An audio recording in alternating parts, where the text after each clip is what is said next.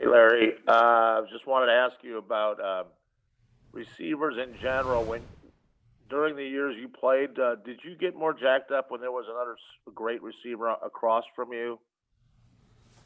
No, not really. I mean, every game, you're trying to do your best and trying to play the best you can to help your team win. I don't think the receiver on the other side does anything, to motivate you. I mean, if you can't find motivation, you only have 16 opportunities a year guaranteed to go out there and perform at your best, and you're in the wrong profession. Larry, let's go back a little bit. When Andre Roberts, your good friend, was drafted, and John Brown, both in the third round from small schools, what was it like when they stepped on the field? Well, both of them, they have chips on their shoulders, because they feel like they're better than their third round, draft status. And I think both guys have proven to be, tremendous players in this league. John Brown's gone over 1,000 yards in multiple years now and continues to be a dominant receiver up there in Buffalo. And Andre's been, all pro for a few years now as a kick and punt returner. And so both of them have had really, really great careers, and it's wonderful to see them both still playing at a very high level. Hopefully they can, just relax this week and get back to it the following week. But it'll be great to see those guys and, just share a laugh and in a COVID hug maybe.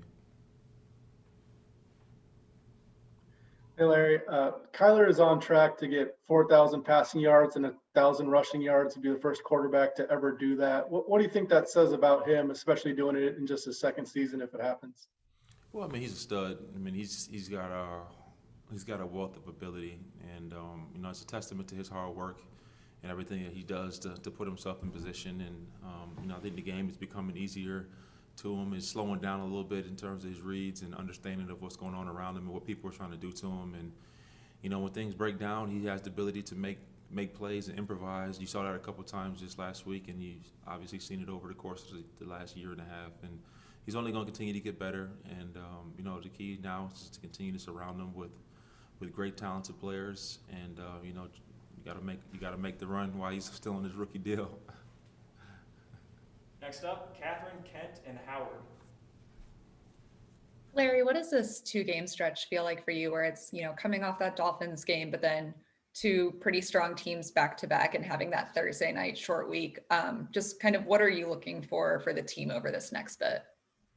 No, we're not looking forward to anything further than what we have to do tomorrow, and that's prepare. We got a tough practice tomorrow for Friday to get ready, and you can't worry about the things a few days in ahead. All you can do is be punctual with things that you can control, and that's making sure we're tight on our execution and assignments. This is a really good team that we're playing against.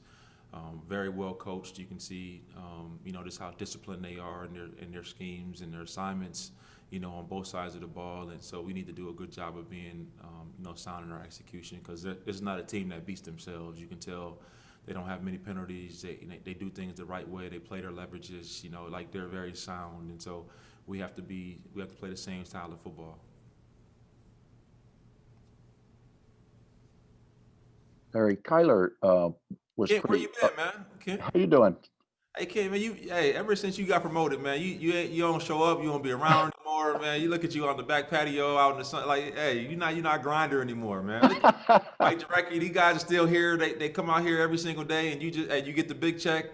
Hey, I man, know. I I'm know. disappointed in you, Kent. I'm I know. I, disappointed. I really, You lost your way, Kent. You I lost your really way. miss seeing you in individual drills for the 900th time. Hey, Kyler was pretty upset, angry immediately after last Sunday's loss, and I was wondering, the best quarterbacks you've been around, how did they handle losses? Did you notice a difference in them the following week in preparation? I mean, anybody that's ever been a good player I've been around is very upset, after losses. How people, show it externally, differs, but, definitely, Kurt was, a fierce competitor, and Carson was an unbelievable competitor as well. And, so was Emmitt Smith and, Anquan Bolden and, other Edgerrin James, all these great players and, Hall of Fame type quality players, they take it personal when they don't win ball games. And you like to see that it means a lot to him. And he's not accustomed to losing. I mean, he's been a winner everywhere he's gone from the very beginning. And I love the fact that it bothers him like that. Is there any difference, Larry, in a way you and a team prepares for a game like this when you know you're playing another game on a short week on a Thursday?